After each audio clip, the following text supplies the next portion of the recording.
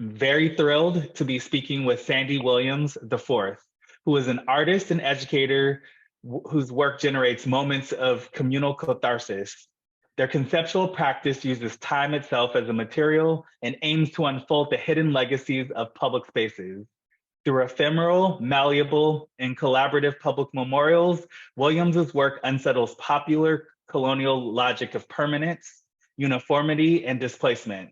This work creates participatory paths for communal engagement informed by targeted research and site specificity, holding space for disenfranchised public memories and visualizing frameworks of emancipation and shared agency. While aesthetically, Williams's work flirts with minimalism, the practice is deeply interdisciplinary and carefully layers contextual research, communal activity, collaboration, civic action, and performance. Their projects expand beyond the limits of the gallery toward public space, places of education and worship, fashion, virtual portals, and even upward to the sky. Williams's work is guided by generations of freedom fighters who have dared to unsettle global colonial practices and the visible and invisible structures that sustain them. Williams holds a BA from the University of Virginia, MFA from Virginia Commonwealth University in Sculpture and Extended Media, and is the Assistant Professor of Art at the University of Richmond. Williams is the recipient of the Virginia Museum of Fine Arts COVID Fellowship, the New York Community Trust Van Leer Fellowship, solo shows at 1708 Gallery in Richmond, the Visual Arts Center of Clarington in Ontario, Reynolds Gallery in Richmond, and Second Street Gallery, Charlottesville. Selected group exhibitions and performances include the Museum of Contemporary Art in Virginia Beach, the Arlington Museum of Contemporary Art, the Harnett Museum, Institute of Contemporary Art at VCU, Socrates Sculpture Park in New York City, Martos Gallery, also in New York City, M+B Gallery in LA, DeBoer Gallery in LA, Springsteen in Baltimore, Nada House in New York City. Williams was the artist in residence at the Atlantic Center for the Arts in Florida, SOMA, with CDMX. You're gonna tell me about this one. Mexico City. Ah, awesome. Acres, Chicago, Mildred's Lane, New York, and the University of Cumbria in the UK. That is an impressive resume. How you doing today, Sandy? Good. I'm always embarrassed when we read the whole thing, but I'm doing great. No. we got to know who we're talking to here. Yeah, you're not a fly-by-night artist. How's everything going for you?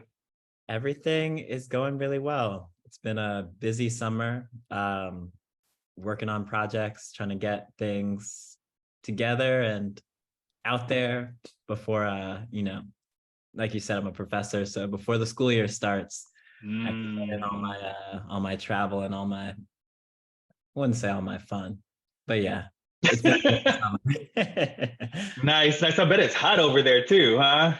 I guess so, but we've been asking for heat all year, so it's outrageous, the heat now, but I've been looking for some summer. you gotta be appreciated for what you've been asking for all along. Exactly. Awesome. I want to just jump into your history as an artist. And if you wouldn't mind talking with us today about how you decided to become a professional artist. And more particular, was there any special event or set of events that led you towards this journey? And please tell us about them. Yeah. So not to make a long story short, so I didn't really start making art until college, like undergrad college. I think as a child, I definitely, looking back, like I enjoyed drawing in class in elementary school. We had like a nice art program with a art teacher I really loved, and things like that. But I don't think I was really aware that people were making, like I knew, like Michelangelo and, Sure. Rembrandt, but I was not fully aware that there were contemporary artists still making things that would be studied later in the same way. So yeah, in high school, my senior year of high school, I was diagnosed with lymphoma. I Wow. did chemotherapy for almost 3 years. So yeah, did chemo my entire senior year of high school, started college, was still doing chemo my freshman year of college, dropped out to finish chemo, went back to school. And when I went back, my world had shifted. You know, my priorities had just changed. The things that I thought I was going to do, I was no longer interested in. My plan was to become an orthodontist. And my Mm. reasoning was my orthodontist rarely does anything, and he drives a really nice car and seems happy all the time. So that seems like a cool job. I think I could do that. Was the way I was approaching college. But then after going through this experience of chemo and Mm. reflecting on time and, you know, like what it means to be here, the blessing that it is, the promise that it is not, um, forced me to reflect in a way where, yeah, I started doing art classes. I had a few friends that were kind of into art. It was recommended that I do art as art therapy. And then it kind of snowballed from there, where, yeah, I went from one drawing class where I had a really great professor. And, you know, I was in all these biology classes. I said this was going to be a short story, but Oh, no, I love hearing about it. yeah, I was in all these biology classes where I was like one of 300 people. And I left that to be in these art classes that were maybe 12 people. My professors really, they knew my name. They were interested in my story. They were very encouraging. So one professor pushed me to take sculpture, and then introduced me to my film professor, Kevin Everson, that's been kind of a mentor of mine since that day we met. And yeah, at one point, you know, maybe it was like I went from being a biology major to a psychology major to a psychology major with an art minor. And at some point, like in that period, my advisor was like, you know, you get all A's in your art classes and you get all C's in your science class. About majoring in art, I was like, I thought everybody gets A's in art, you know? Oh, no. That is not, and now I'm a professor, I know that's not true. Uh, Mm. but that's just it. That's kind of where I put the origin story, is like through chemo, it gave me a voice to kind of speak through things in a way that I was looking for. You know, I had just done this whole experience of chemotherapy that really, in a way, I had trouble relating to my peers, like other 19-year-olds that had not done the same things that I had done, who didn't have the same, you know, some of the things that my friends would be crying about, I just could not imagine ever even caring about anymore. And so art gave me a voice. And then it also gave me this thing of like, I was searching for a space where my work could persist beyond my body. I think Mm. thinking about dying at 18, I was really regretting that I didn't know how people were going to remember me or if they would. And so making things gave me this space where I was like, oh, this is how I can contribute to time and to history, beyond just the physical capabilities of my body or of my mortality. So that's kind of how it snowballed, was, yeah, through chemo into this space of self-discovery. And then it was kind of from there, just one thing led to another, where, yeah, grad school got in. Yeah, I don't want to, I'll stop there. That's how it started.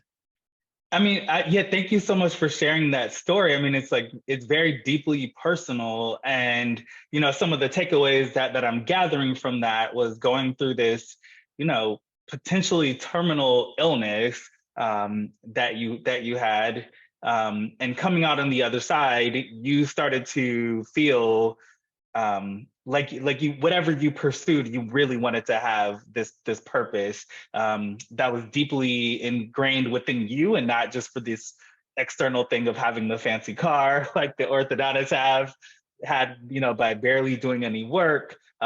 Really, instead, I mean, being a professor, being a practicing artist, you kind of gravitated towards, excuse me for orthodontist, but what I would say would be the more challenging course in life. To do this thing that has so much uncertainty, and at the same time, kind of thinking about your own mortality, the ephemerality of your existence, is really interesting when we start to unpack and look at the types of artwork that you make.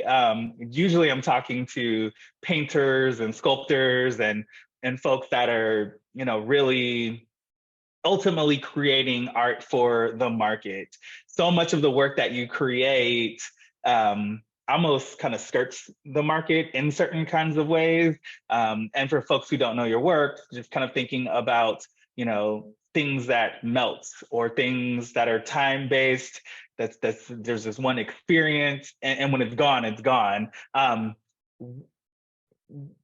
My reading of this and that connection based off of the story you just shared, is that accurate, or am I pulling straws as to the form of the artwork that you create?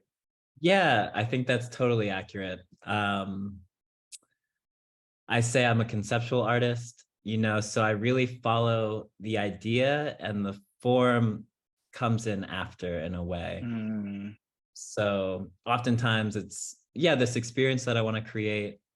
And maybe to backtrack, I think that started from that core space of what brought me into art in the first place, which was trying to communicate experiences to people or translate them in some way, something bigger than myself. So sometimes it is something physical that could be marketed. Often it's not. Often it's, I've been doing these skywritings that just disappear, but we spend thousands of dollars on them, or these giant monuments that we just melt down and I recycle.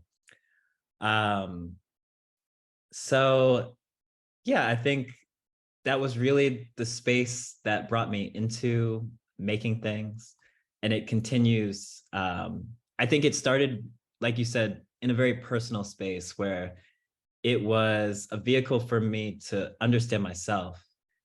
Chemo ended up being this awakening for me. Although it was the hardest thing I've ever done, it was, the silver lining of it was that it just opened my eyes, empathetically, spiritually, etc. It really brought this whole new person out of me that was there the whole time, but I was finally able to recognize it and see it in myself, and just have the courage to run with it. I think before all of this happened, I was very concerned with keeping up with everyone else, my peers, like a paying job that everybody else was pursuing. Chemo forced me out of that timeline. And I apologize now for saying time so much, but it's hard to talk about without saying time. But it pulled me out of that timeline, the rat race of what everyone else is doing, and put me just on my own course for things. And in that space, I found these things now that I'm making. So it started me there, whereas this very personal space to figure out what had happened to me. And through practicing art, it's given me ways to do that on a bigger, more cultural level, where it's not just a personal thing that I'm translating, but these larger cultural national narratives, working through those and finding ways to communicate them and build conversations around them, I think is the main goal of my work. It's just opening up conversations and seeing where that takes us next. Beautiful, beautiful. I would say that the introduction to your work for me was definitely through these, interrogating or being in conversation, I guess, less of an interrogation and more of a commentary and a direct engagement with public monuments. And the way that you went around this was by making these miniature replicas, and we'll show them in a little bit. But I just kind of want to talk about them before we start looking at them and breaking them down. But these, miniaturized replicas of these monuments, mostly, I correct me if I'm wrong in here, but initially thinking about Confederate monuments at the beginning, and then you started to kind of shift into other types of monuments that are maybe seen as more inclusive and more publicly acceptable, such as Lincoln, even though there are issues with Lincoln, but let me not digress on that one too much. This, that initial engagement with monuments, even before this huge public discourse that we've been having about the monuments, following Black Lives Matter, where I think it escalated on this large national scale, you were already engaging with them well before that moment happened. What histories are you tying into? Are these personal histories, or is this part of your research practice? Where did that whole thing come from, and what took you down that pathway of not, and let me just also expand on that, not just your own personal engagement with these monuments, but also having them happen in the public, where you're engaging bystanders and other people that are, happen to be sharing space with you. Totally. So I'll do my best again to summarize.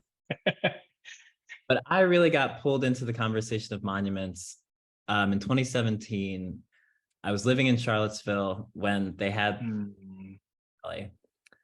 so I had been gone for half the summer. I was in the UK for an art residency. I come back to my home that is Charlottesville, and we're kind of raided by white nationalists in KKK hoods, literally. They kill a woman. Friends of mine were assaulted. It was chaos.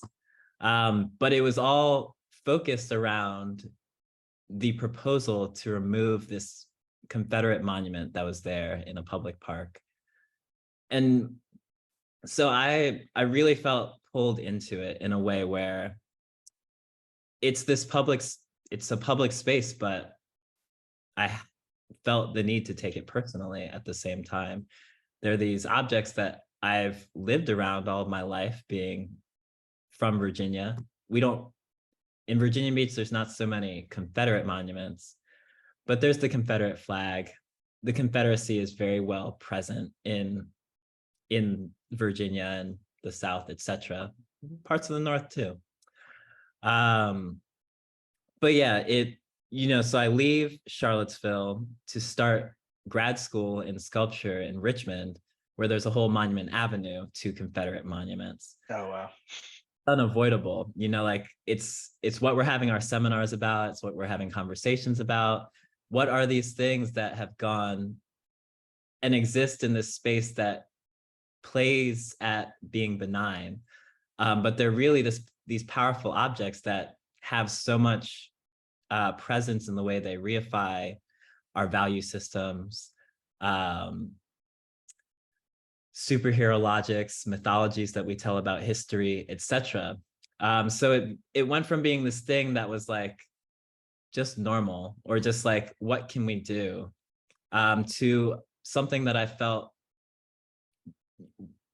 I really asked myself that question of what can I actually do? So that's how that series kind of started, where we were engaging these spaces, these monuments. I had friends who did just a performance in front of the Lee Monument that was in Richmond, because it was such a untouchable space, and that seemed like such a contradiction or a conundrum, that we live in this so-called land of the free, and yet it is so not free. There is so much that is actually untouchable socially, legally, once I started engaging with them, I realized how much invisible red tape was around these monuments. So to engage that space, my solution was these little wax monuments where we 3D scan them, we turn them into these little mobile miniatures. So I was kind of like, you know, a monument does a few things in the US. They are permanent in their materials, they're usually monumental in their size, and they're usually singular in their form to play into that whole superhero culture that we love and worship so much here. So to flip that, you know, I made them malleable and impermanent in their materials. I made them miniature in their size. I made them multiple in their form so that we could all engage with them, and then distributed them versus letting them hold space. They can be in personal spaces. So that's how it started, was just like how to create agency around the form that is these public monuments in ways that should be there, but do not exist. And like you said, there's kind of this trajectory of the project where it was always this sort of engagement with that untouchable nature of the thing. 2020, when people just started pulling them down and tagging them, you know, tagging them all up, and people started removing them, cities started removing them. So the conversation has shifted in this way where, and not to overplay how much change has actually happened because of controversial monuments. But yeah, it goes from being this thing where we're really engaging with the issue of these Confederate monuments, and it shifts at this moment. And yeah, I had like Jefferson and the Confederate monuments, Jefferson being a very controversial figure that holds space in Charlottesville, and the rest of the country. He's on our nickel, etc. Another monument being our currency. That's a digression. But yeah, Not at all. Yeah. From the space of it being so much about these Confederate monuments, and then there being this moment where I'm like, we need to pull it away from it just being like, pull down the Confederate monuments, because the conversation is about our whole landscape of monumentalization, the ways that we create these superheroes and we put them on these pedestals and they dwarf us. You know, and it's not just the pedestals, it's also our popular culture, it's our movies, it's our political system, it's our, you know, et cetera, our celebrity culture.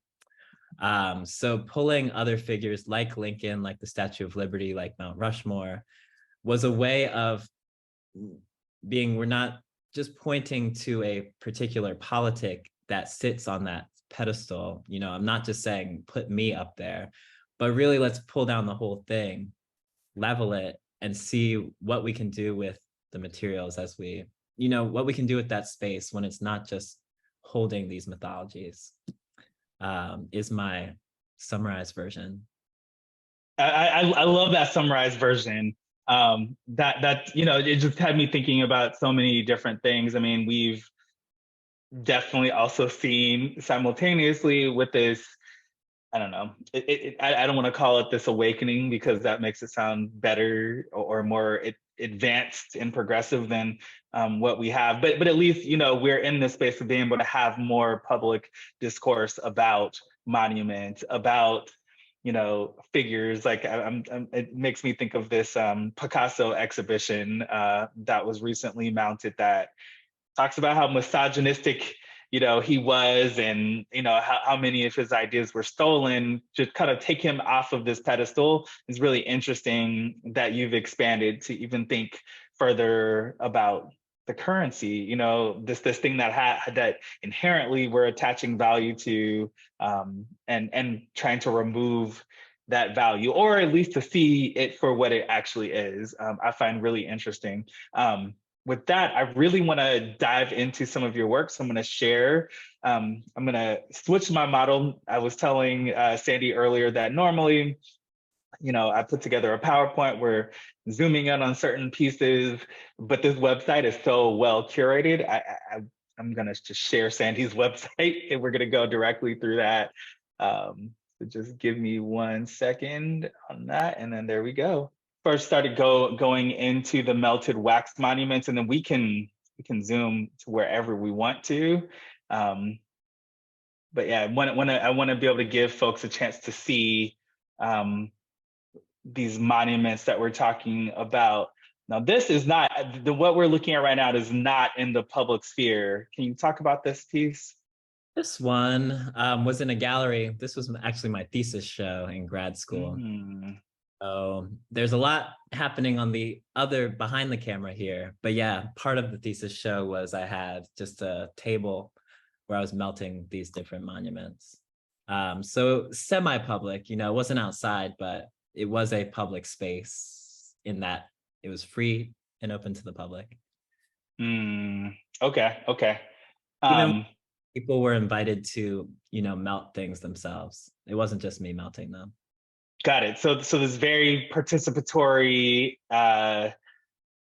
action. And then now also, can you go a little bit further in, because I have read, you know, where you have been speaking about how these monuments, you couldn't physically actually, you know, engage with them because it was illegal. I guess now people are just making it happen anyway. To get rid of them by tagging them or by physically pulling them down themselves. But at the time where you were first engaging with this, you were not allowed to do that. Someone is asking if they see if the piece behind you on your mantle is one of these. No, that is a my friend Nicole Lavaque. It's ceramic. I love it though. Yeah, it's got a very similar form, at least from where we're standing at. That feels very much like it's melting and dripping down. I'm assuming you're going to go get one of the pieces. Love it. I love it. I love it when you can actually grab those. So we've got a Lincoln Memorial, and what's I can't tell what the tan one is. Jefferson. Jefferson. Jefferson from Charlottesville. And yes, I have beef with Jefferson. As you should.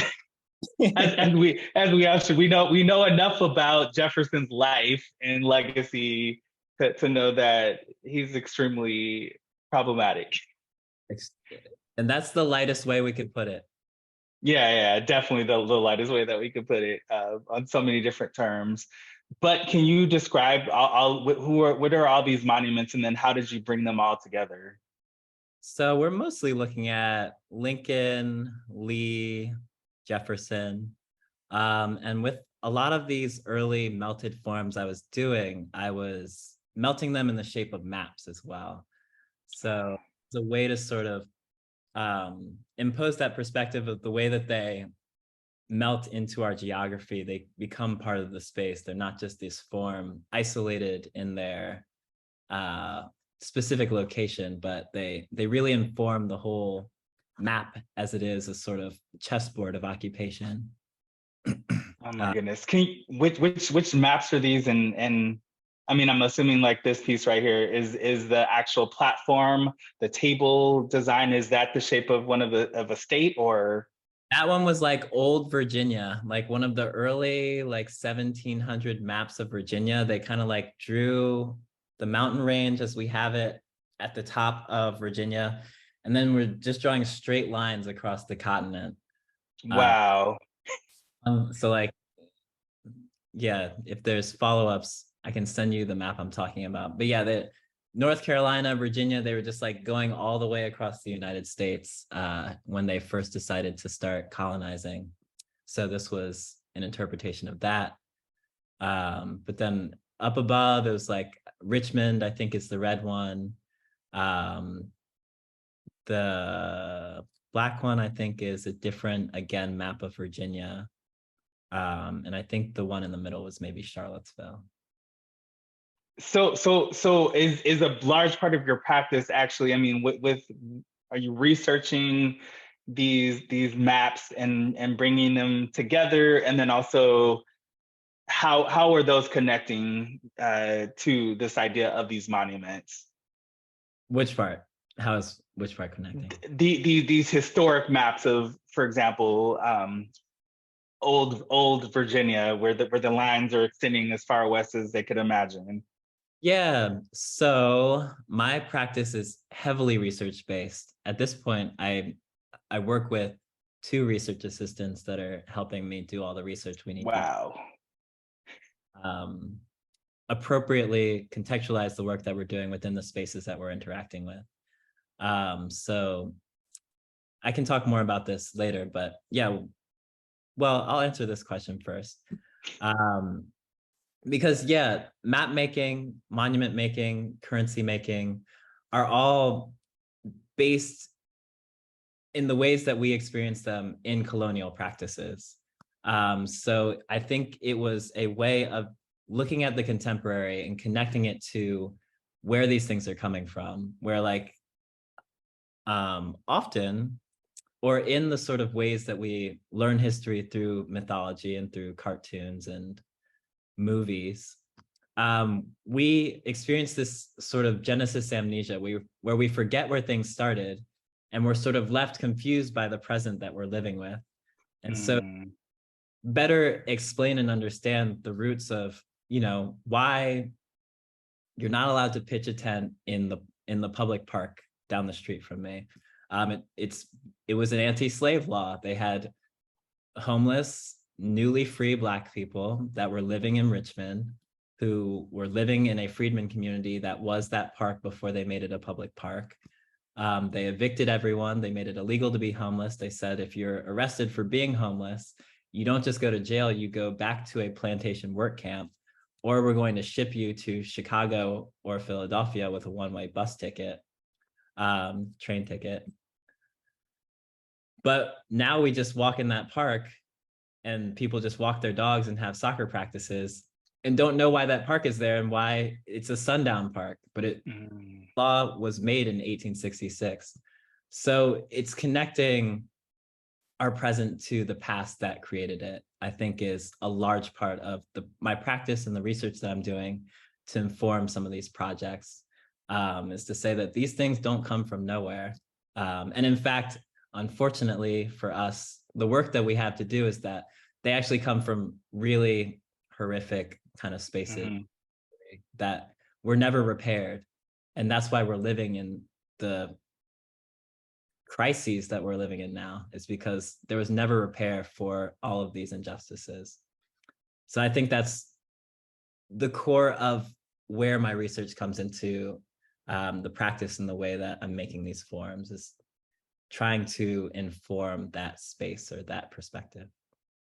That is incredible. That's absolutely incredible. That just reminds me also, as recently learned, I guess, I read one article, then read another article just to confirm this fact, but I guess the no trespassing sign has a very similar history in that it was to keep, you know, recently freed enslaved folks or Black folks from being able to hunt their own food, and also, you know, led to more Black folks being imprisoned. It's just like when you start to break everything down, you're like, oh man, it's all so much of our society's controls literally go back to enslavement and these anti-Black policies. It's wild. Actually scary how little a lot of that has changed since then. Yeah. We have been doing this for so long now. Yeah, and are still dealing with it. You know, talking about imprisonment, still a thing that we are dealing with today, but it starts again, yeah, in the Reconstruction era. Oh my gosh. I'm going to jump all the way through time into your 40 Acres project because I just see the connection right here. The thing so that could you talk about this later. What's that? It is what I was talking about when I said maybe I'll talk about this later after I answer this question. So I think it's a great Oh, okay, great. I'm glad that we're kind of on the same mindset with that one. This project is absolutely freaking amazing to me. So can you talk about this? I mean, you did talk about it kind of at the beginning, you mentioned a little bit about the skywriting and the thousands of dollars, but this actually has a larger purpose. Totally. So I guess, again, to quickly summarize, this project is related to this larger series I'm working on called the 40 Acres Archive. And the 40 Acres Archive is interested in what I was just saying, looking at the period of Reconstruction, seeing what happened then to this first generation of freedom nationally, like until everyone's free, we are not a free society. So this first generation of freedom in the United States, and seeing what happened and locating that in sort of regional histories as they inform a national narrative. So the project has been sort of locating spaces of Black Reconstruction history or early freedmen history. And then the larger scope of that, finding these spaces, creating events around telling the histories that are located there, and then connecting them through this larger archival process of, we're making a website, we create didactics, we have these different artistic events, we're working on publications. So for this skywriting that we're looking at, it was at Chimborazo Park, the aforementioned park that, was a freedmen community.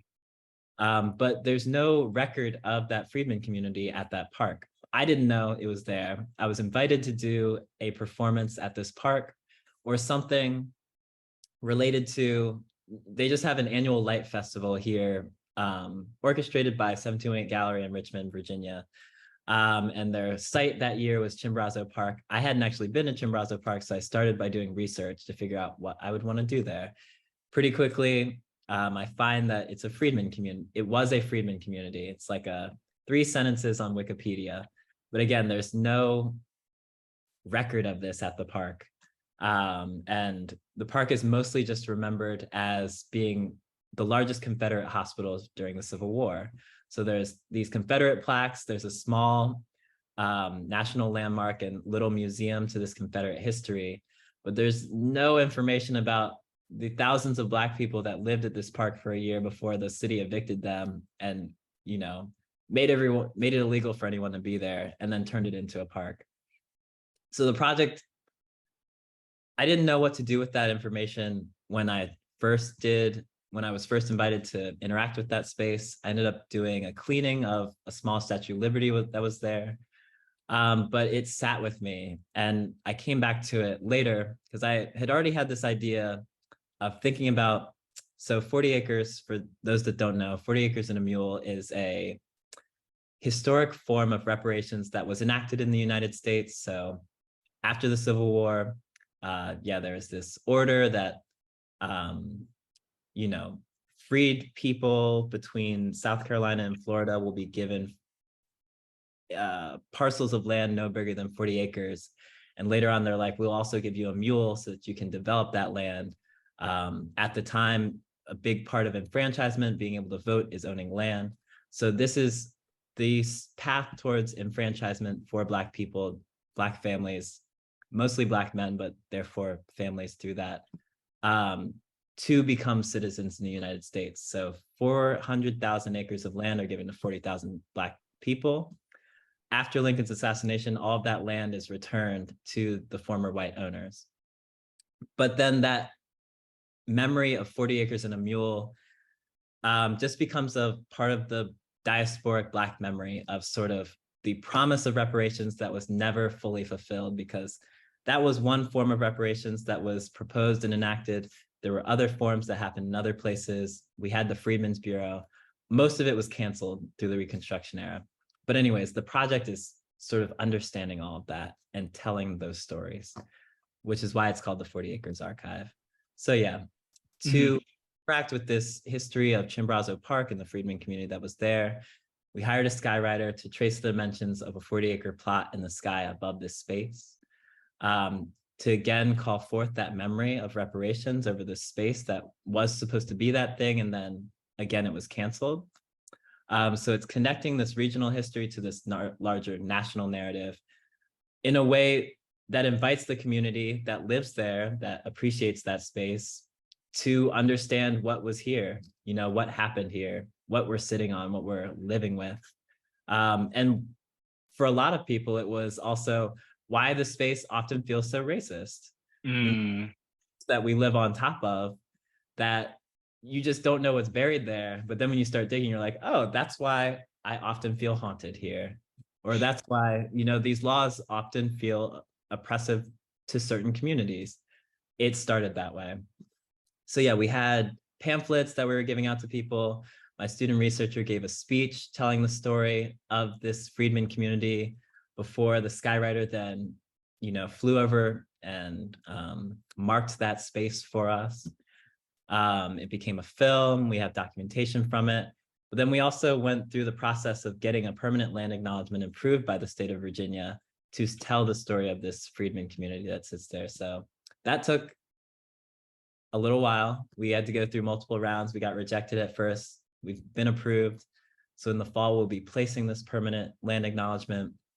And that's kind of the mission of this project, is to continue orchestrating events like these, or publications, or whatever it is. Again, like, the idea is followed by the form usually for me. So the core of it is just trying to tell these histories, share respect in these spaces.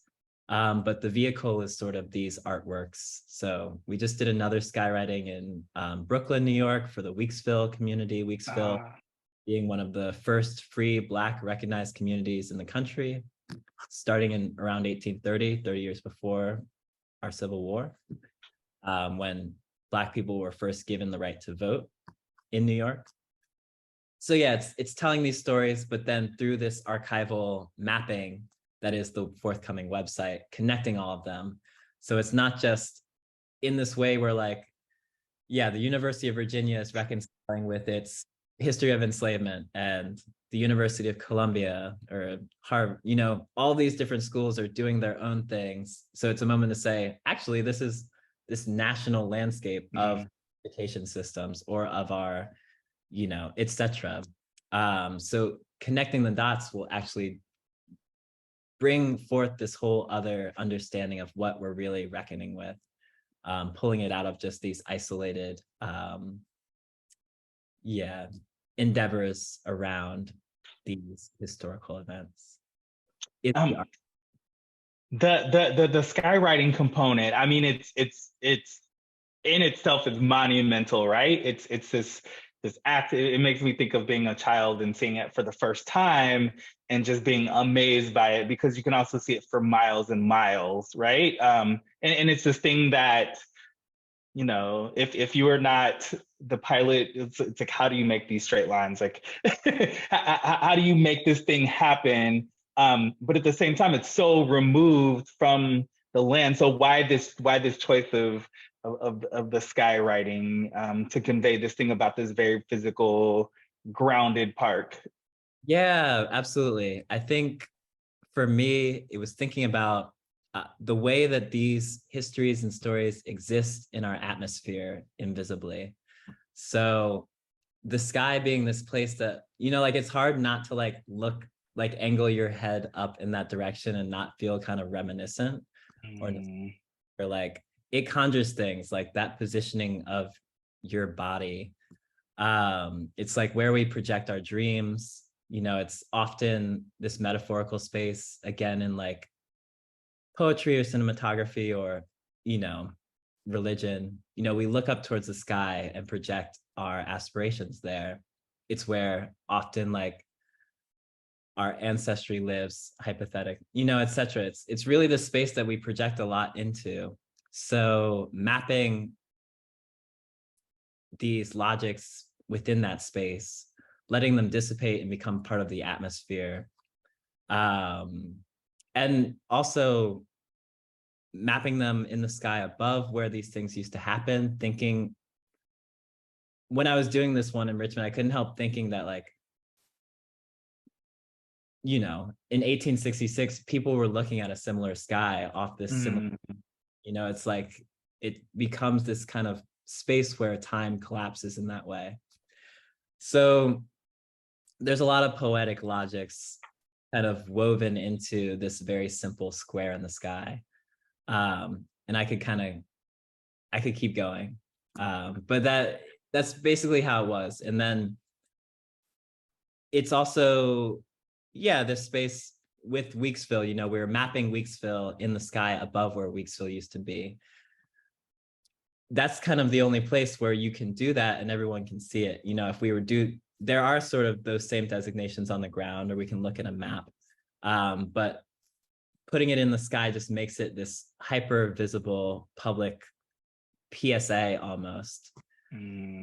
So in this being part of my public practice, it becomes one of the most public spaces, the sky. So yeah, on many levels, it's kind of working to, again, drive this sentiment of just wanting to tell these stories and make them publicly available. That is beautiful. Thank you so much for sharing that. It makes me appreciate the work even more. Kind of thinking about and understanding the logic where you're coming from, particularly when you talk about Weeksville. I mean, it's completely invisible at this point. So taking it to that scale, but I also love what you said about this being connected to memory, and this act now becoming part of the atmosphere permanently. I want to read, Ellen dropped in a comment saying that they love that you are bringing this history to life. Ellen says, I am not an African-American, and it is startling to me to learn that so much of this is embedded in early slavery practices. I mean, tell me about it, right? When you start to wake up to these things, it's like, geez, no wonder things aren't progressing, as fast as we think they should or would like them to, because we really have to dismantle so much of how our society was developed. There's things encoded Absolutely. throughout. Absolutely. Yeah, it's in everything.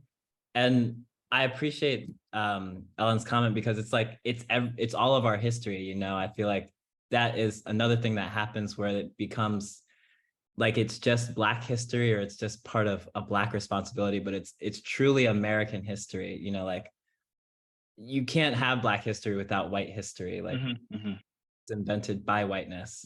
So I think that's also been a big part of the project, is like not just pulling it out of regionalities, but pulling out of the logics of race that try to separate these histories when they are just completely parallel. Like Black people arrive here with white Europeans. There have been Black people as long as there have been European colonizers here in the United States. So it's such a integrated history that we often learn in these silos. I'm glad that it's being appreciated in that way. I love that. I want to kind of like shift a little bit to also talk about time and this element of time that always is finding its way into your work. So, we can look at the Unattended Baggage series, the box as well as the backpacks, and this view of time. We could also, and you tell me where you'd like to go with this, but also just kind of thinking about some of your video pieces, some of the earlier ones, the exhaustion series, or the SD card, where you're exhausting the memory of these SD cards. I don't know which is the better starting place. Well, chronologically, it'd be these exhaustion films. Is there one of them that you think we should look at? Sure. Maybe just click that page. Right here. The exhaustion series. Okay. And then I don't know what with the Zoom interface, it's all like taking forever, unfortunately. So that's and I got a lot of media on this page, as you see, so things load slow. But I'll just talk. We don't have to play a video, but anyone can go to my website and watch these here. But yeah, I started thinking back to how I was explaining. I came out of chemotherapy into art. A big thing for me was understanding my own time on Earth. I guess, in understanding, yeah, like where I was at, what themes were really interesting to me in making things at that time in my life. So yeah, exhaustion was a big theme of my work, or of my life, where I was like, I exhausted myself through this years-long process of chemotherapy to have more time on this earth that is limited. What is behind that exhaustion and that persistence? I think actually at the bottom of this page, I've written a better explanation of what I was thinking. But yeah, so it kind of happened on accident, but I started making these exhaustion films where I just have friends do something until they can't do it anymore. And it becomes this sort of portrait of that persistence through time, of the body, of the spirit, of the mind, of a human, I guess. Mm-hmm. But yeah, time is like the essential element of these pieces. You know, they start when the video starts when they start their first action, and it stops whenever they feel like stopping. And then the content from that is just, I was trying to make a video about like when you fall asleep, like at the end of exhaustion, and asked my friend to like play one note on a saxophone until he couldn't anymore. He thought I was going to say cut, and I thought he was just going to stop. And he ended up playing for an hour. And at the end of this video, but then when I watched it in my room later, I was like, oh, it's about the whole thing. You know, it becomes a better metaphor and portrait for life in this way, where, you know, it's very anticlimactic, I think, as it is positioned against like other videos that you might watch today, where like you can't really skip through it to get it. You know, you just have to watch the whole thing, and that is what you get from it. So that is kind of was one of my early like, oh, time is really cool projects. But then if we skip over to the Unattended Baggage series. Yes. We'll go here. Maybe I'll go towards the end of the series. And you want to go to the backpacks? either way. Okay. Let's see if this thing is cooperating with me. I'll keep Maybe I could just click in there. I had no idea what it was not this slow earlier, but of course. It's having performance anxiety. Right. So you've got these backpacks that have this ticking time that also just, I start to think of unattended baggage and the fears of people having bombs or other kinds of weapons of mass destruction within their luggage. And I'm sure that had something to do with what you're conjuring here. So this series started the same in 2017 when I started making those wax monuments. Because like I said, I was in the UK that summer. And when I was there, yeah, everywhere I was going, it was saying, you know, if you see something, say something, report unattended baggage, report suspicious objects. So I got stuck on a train because somebody forgot their backpack. I'm sorry. I'm just gonna stop this right now because no one needs to watch a white screen. Maybe click the cardboard box is better. Some of my links get messed up sometimes. Oh, got it. Okay. But yeah, all these signs, if you see something, say something, got stuck on a train because somebody forgot their backpack. Bomb squad had to come, check it out. It ended up just being a backpack. But then a week or two later, somebody brought a bomb in a backpack to an Ariana Grande concert, was that same summer.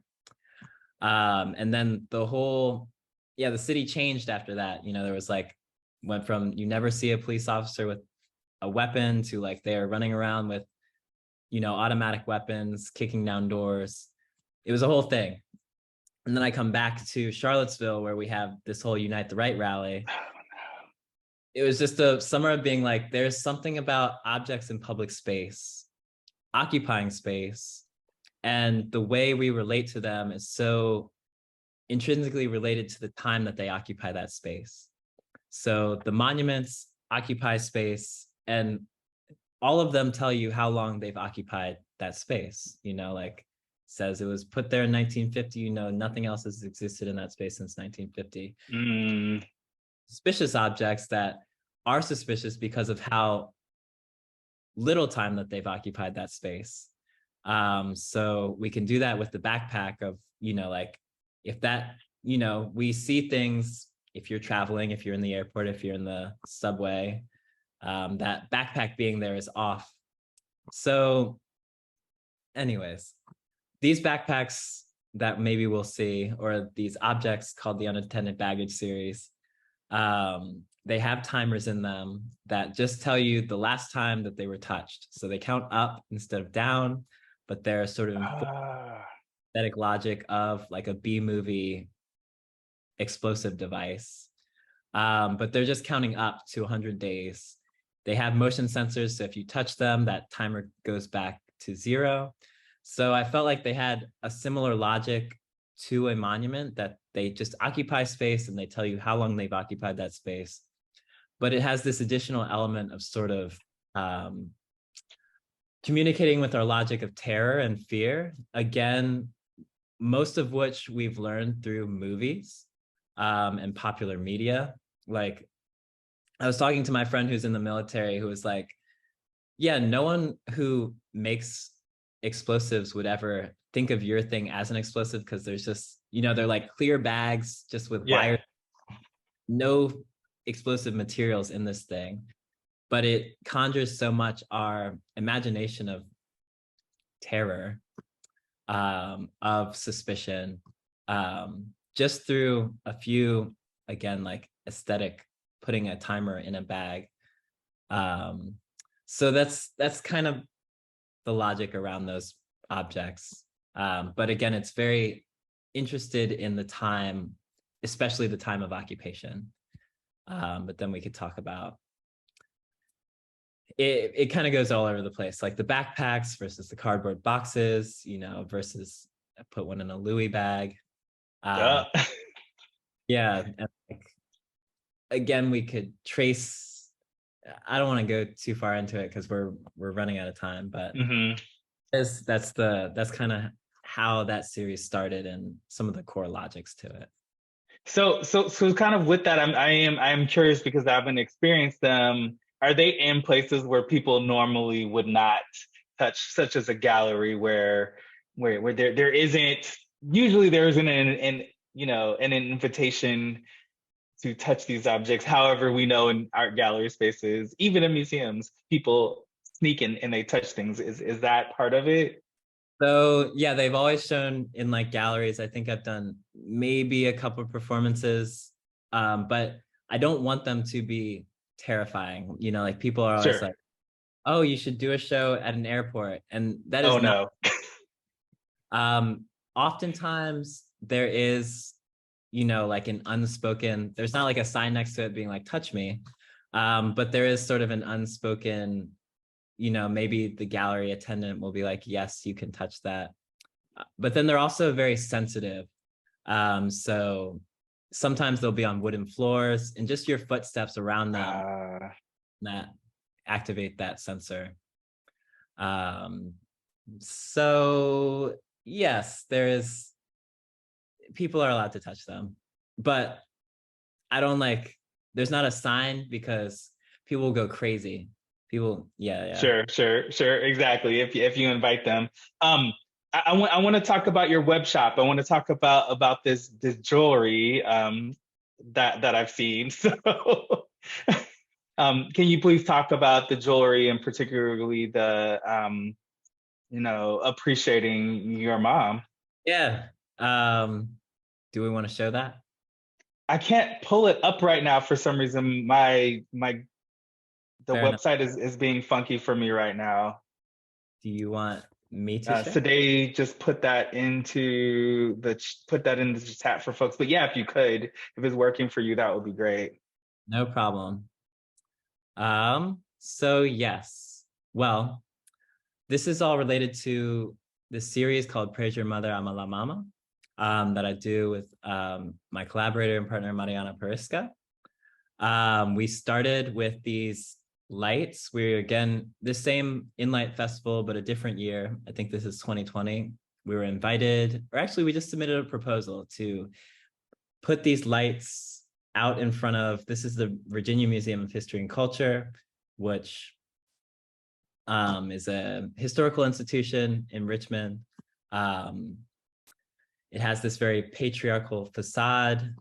Only in I think it's been there for 100 years, and only the current president of the board is their first female president of the board. So it's having a conversation with our patriarchal society.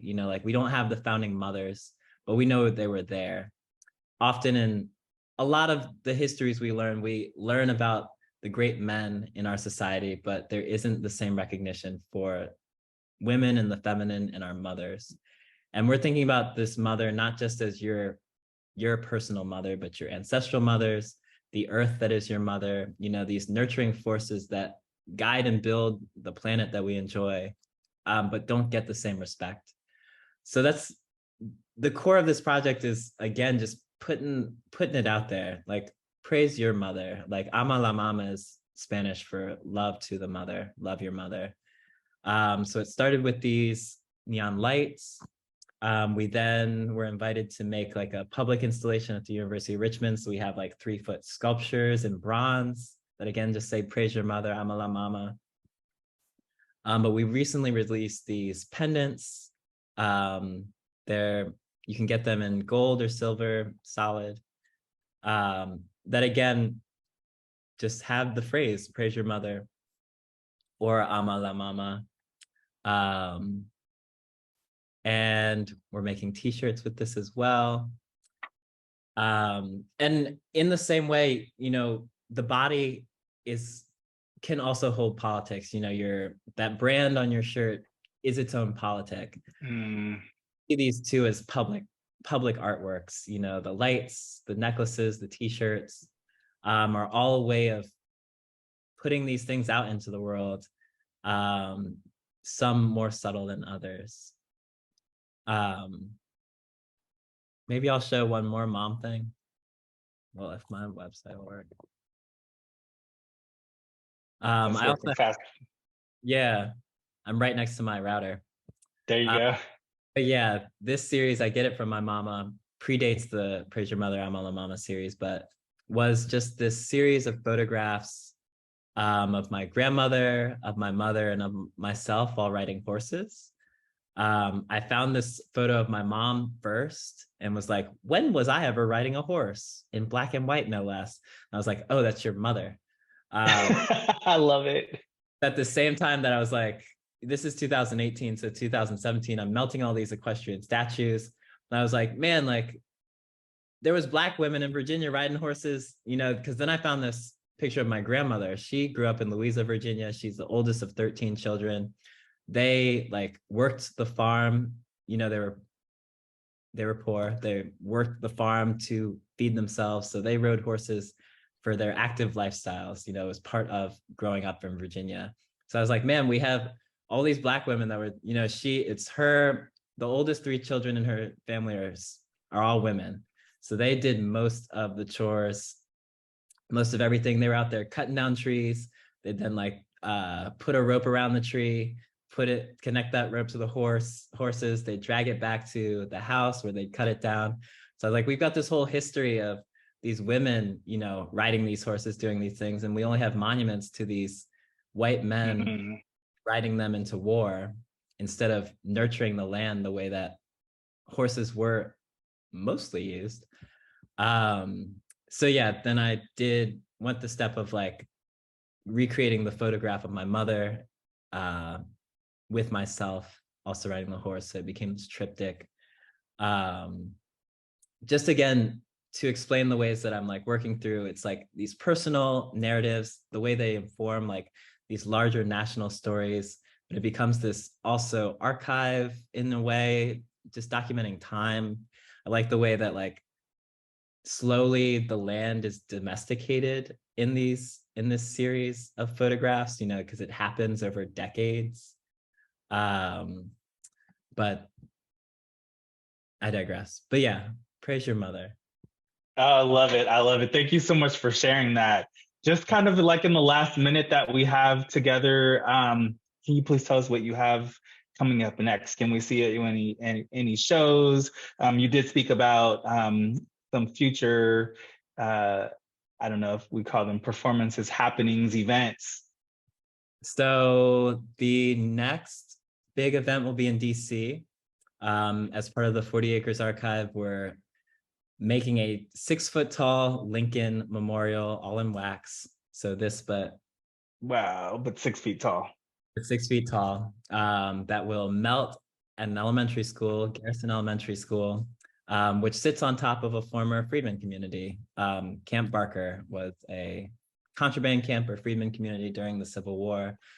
So again, we're working with that history, but the way we educate around that thing, we're working to demythologize some of the stories we learn about Lincoln that are not accurate, and again, displace other histories that are more true and include, you guessed it, Black people.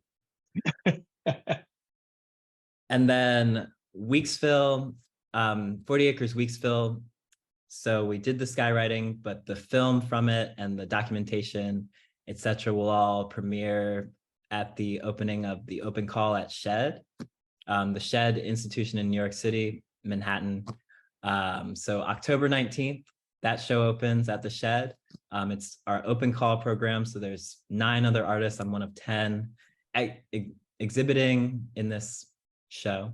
But yeah, you can see the film and the documentation from that Brooklyn skywriting, that Juneteenth skywriting, October 19th. And then there's other things, but those are the big ones. Those are the big ones. All right, and we can find all of these on, oh, thank you, Sade. Put the Camp Barker event in to the chat, but we can find all these on your website, correct? Yes, I have to update my website. My Instagram's in there. I definitely post there first. On Instagram, okay.